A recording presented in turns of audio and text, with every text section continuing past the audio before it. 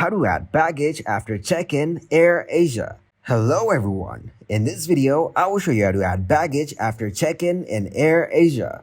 First, go to airasia.com in your web browser.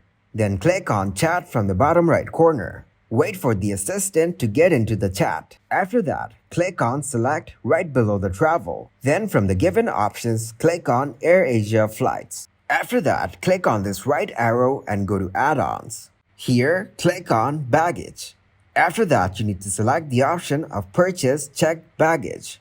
It will provide you complete help in adding baggage to your booking. Just provide your booking number or PNR. This is how you can add baggage after check-in AirAsia. Thank you guys for watching this video. Hope you got some value. Make sure to like the video and subscribe to the channel to get notified for new videos.